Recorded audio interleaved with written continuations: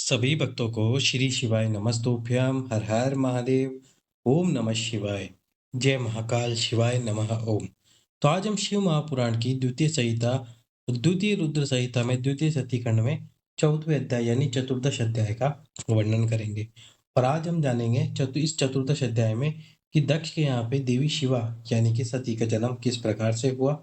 और इस अध्याय में देवी सती की बाल लीलाओं का वर्णन किया गया है। साथ ही साथ में हम आपको एक उपाय बताने वाले हैं जो आपको सब कुछ प्राप्त करा देगा। यदि आपके पास में समय है तो आप जरूर से जरूर इस उपाय को करके आना। पिछले अध्याय में हमने जाना था कि किस प्रकार से ब्रह्मा जी ने प्रजापति दक्ष को कहा था कि उन्हें सृष्टि की रचना करनी चाहिए। उन्होंने सृष्टि की रचना कर दी। सृष्टि की रचना करने के बाद भी जो सृष्टि उन्होंने बनाई वो आगे नहीं बढ़ रही थी। तब उन्होंने ब्रह्मा जी से बात करी तो ब्रह्मा जी ने कहा, तुमने मैथुनी क्रिया से सृष्टि का निर्माण नहीं किया है, तुम्हें मैथुनी क्रिया से सृष्टि का निर्माण करना चाहिए जिससे कि सृष्टि आगे बढ़े। इसके बाद इन्होंने प्रजापति आसकनी, जिनका दूसरा नाम वीरिणी है, से विवाह किया और वीरिणी से विवाह करके अपने अनेक पुत्रों यानी 1000 पुत्रों को जन्म दिया। और उन 1000 पुत्रों का नाम था हर्यवशक। इन हर्यवशक पुत्र, जिन सभी का नाम एक ही था हर्यवशक, ये सभी दक्ष की आज्ञा मानकर, प्रजापति दक्ष की आज्ञा मानकर तपस्या करने गए। और तपस्या करने के बाद में इन्होंने मैथुनी क्रिया से सृष्टि का निर्माण करने का सोचा। लेकिन जैसे इनकी तपस्या पूर्ण हुई, नारद जी वहां पर आ गए। और नारद जी वहां आते ही उन्होंने उनको बताया कि तुम पृथ्वी का विस्तार जानने की जगह ये सृष्टि का विस्तार करने में क्यों लगे हुए हो। तो इस प्रकार फिर देवर्षि नारद की बात सुनकर उनकी परिक्रमा कर कर भक्ति मार्ग निवृत्ति मार्ग में चले गए और भिक्षा मांगकर अपना जीवन व्यतीत करने लगे। यह जानकर दक्ष को बड़ा अफसोस हुआ, दक्ष को बड़ा दुख हुआ। इसके बाद इन्होंने फिर से अपने पुत्रों को जन्म दिया जिनका नाम सांबवलाश था उनका नाम। और उसके बाद में जब उनको जन्म दिया तो वह भी जो तट था, तालाब था, नारायण सर, वहां जाकर पवित्र हुए और पवित्र होने के बाद तपस्या करने लगे। तपस्या करने के बाद भी देवऋषि नारद उनके सामने है और इस प्रकार से फिर से वो निवृत्ति मार्ग में लीन हो गए। जब दूसरी बार दक्ष को ये ज्ञात हुआ तो उन्होंने नारद जी को श्राप दे दिया। ये था पिछले अध्याय का वर्णन। अब आज के अध्याय में हम जानेंगे कि किस प्रकार दक्ष के यहाँ देवी शिवा यानी सती का प्राकट्य हुआ। वीडियो को लाइक करें, अधिक से अधिक लोगों के पास में इस वीडियो को शेयर जरूर करें, क्योंकि आपके शेयर करने से ही ये शिव महापुराण की पूर्ण कथा हम लोगों के सामने प्रस्तुत कर पाएंगे। और लोग इस कथा को सुनकर यदि पढ़े नहीं, केवल हमारे वीडियोस को सुन ले वो, तो सुनने के साथ ही भगवान शिव की कृपा उनके ऊपर अवश्य हो जाएगी। तो वीडियो को अधिक से अधिक लोगों के पास में शेयर जरूर करें। चलिए सुनते हैं दक्ष के यहाँ देवी शिवा सती का प्राकट्य। दक्ष की 60 कन्याओं का विवाह। दक्ष के यहाँ देवी शिवा सती का प्राकट्य। सती की बाल लीला का वर्णन। ब्रह्मा जी बोले, हे देव मुने, इस समय लोक पितामह ब्रह्मा भी इस चरित्र को जानकर प्रीतिपूर्वक शीघ्रता से वहां पहुंचे। मैंने पूर्व की भांति दक्ष प्रजापति को धैर्य धारण कराया, जिससे वे प्रसन्न हो आपसे पूर्वत स्नेह करने लगे। हे मुनिवर्य, मैंने देवताओं के प्रिय अपने पुत्र आपको प्रेम पूर्वक बहुत धीरज देकर अपने साथ लेकर आश्रम को लौट आया। तदंतर दक्ष प्रजापति ने मेरी आज्ञा से अपनी स्त्री में 60 सौभाग्यवती कन्याओं को उत्पन्न किया। दक्ष ने आलस्य रहित होकर उन कन्याओं का विवाह धर्मादिकों के साथ जिस प्रकार किया उसे प्रीतिपूर्वक सुनिए। हे मुनीश्वर, उसको मैं कह रहा हूँ। हे मुने, दक्ष ने 10 कन्याएं धर्म को, 13 कश्यप मुनि को और 27 कन्याएं चंद्रमा को विधिपूर्वक दी। 2-2 कन्याएं अंगिरा तथा कृशाशव को दी और अन्य कन्याएं ताक्षर्य को दी, जिनकी प्रसूति परंपरा से ये समस्त जगत व्याप्त है। विस्तार के भय से मैं उनका वर्णन नहीं कर रहा हूँ। कुछ लोग शिवा को इस कन्याओं से ज्येष्ठ कहते हैं, कोई मध्यम कहता है, कोई सबसे छोटी मानता है, किंतु कल्पभेद से ये तीनों सही है। कन्या की उत्पत्ति के अनंतर पत्नी सहित दक्ष प्रजापति ने अत्यंत प्रेम से अपने मन में जगदम्बा का ध्यान किया।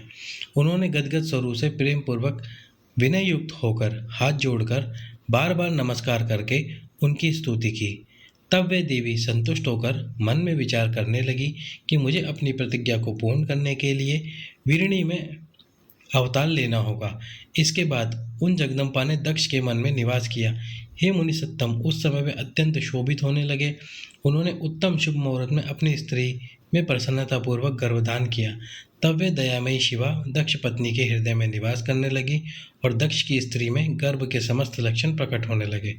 हे तात, गर्भ में शिवा के निवास के प्रभाव से वे दक्ष पत्नी वीरिणी महामंगलम स्वरूपा और पहले की अपेक्षा अधिक प्रसन्नचित्त हो गई।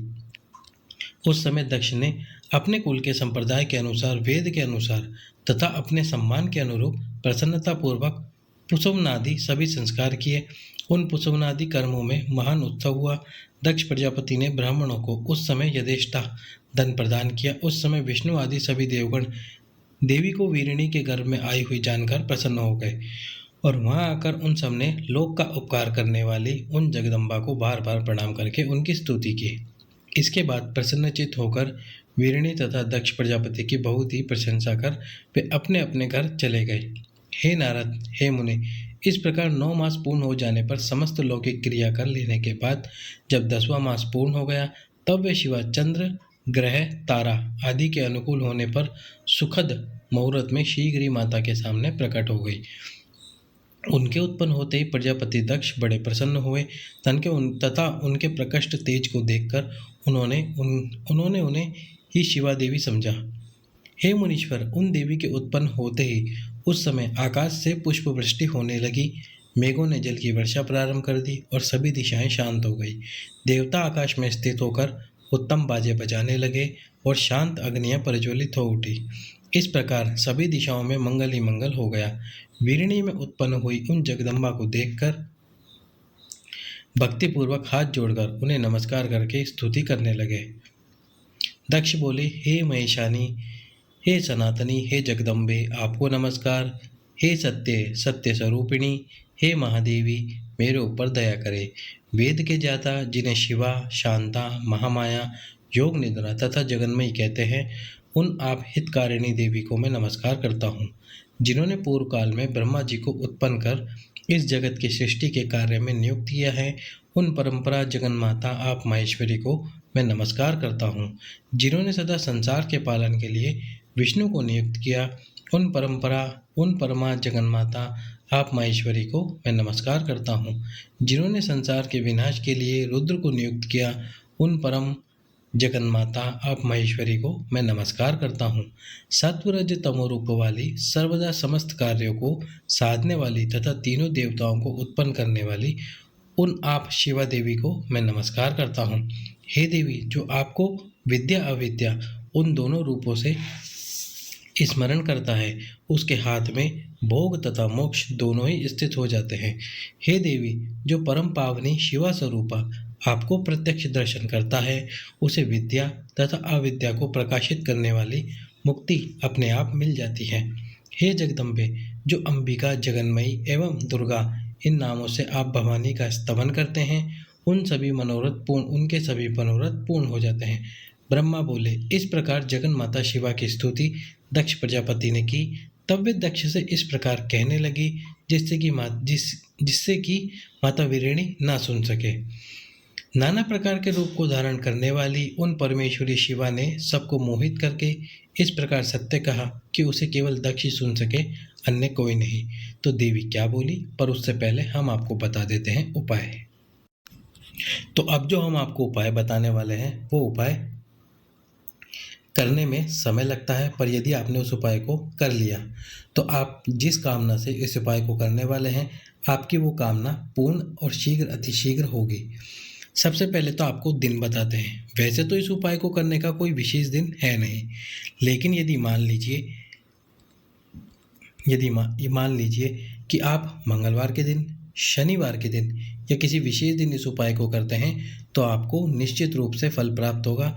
पर यदि मान लो कि जैसे आपने इस वीडियो को बुधवार को देखा, तो आप गुरुवार के दिन भी इस उपाय को कर सकते हैं। करना आपको प्रदोष काल में है। प्रदोष काल का वर्णन मैंने आपको कई बार कर दिया है। जब सूर्य अस्त होता है तो सूर्य अस्त होने से जस्ट 45 मिनट पहले और जस्ट 45 मिनट बाद, यानी कि कुल 1.5 घंटे का समय। अब आप कहोगे ये कैसे पता करें कि 45 मिनट कब से माने हम? तो उसके लिए आपको हम बताते हैं कि आपको 45 मिनट कब से माननी है। तो जैसे कि मान लीजिए सूर्य 7 बजे अस्त हो रहा है, तो 7 बजने से 45 मिनट पहले तो लगभग 6:15 से, और 7 बजने के 45 मिनट बाद लगभग 7:45 तक, तो ये जो समय होगा 1.5 घंटे का, ये कहलाएगा प्रदोष काल। अब इस प्रदोष काल में आपको ये उपाय करना है। क्या करना है आपको? बेलपत्र जो होते हैं, कुल 108 बेलपत्र ले लेना है। ये बेलपत्र आपको स्क्रीन के ऊपर दिख रहा है, आपको इससे बड़ा बेलपत्र लेना है। अब इस बेलपत्र को लेकर यदि आपके पास में लाल चंदन हो, क्या हो? लाल चंदन हो। यदि लाल चंदन है तो बहुत अच्छी बात है, यदि पीला चंदन है तो कोई बात नहीं। यदि लाल चंदन हो तो बहुत अच्छी बात है। लाल चंदन ना मिले तो पीले चंदन से आप उपाय कर लो। अब आपको क्या करना है, देखो, जैसे ये बेलपत्र है तो बेलपत्र आपको लेने कुल कितने? 108 बेलपत्र लेने हैं। अब इन 108 बेलपत्र की बीच वाली पत्ती पर आपको चंदन से लिखना है सीता राम।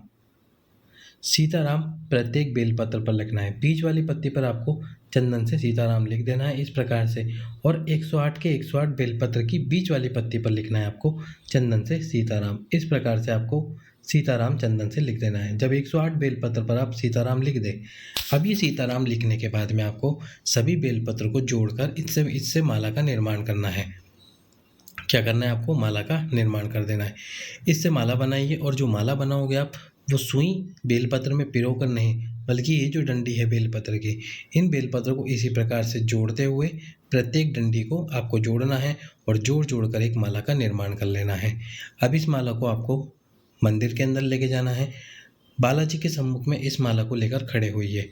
खड़े होने के बाद में सबसे पहले भगवान शिव का स्मरण कीजिए, फिर श्री राम जी का स्मरण कीजिए।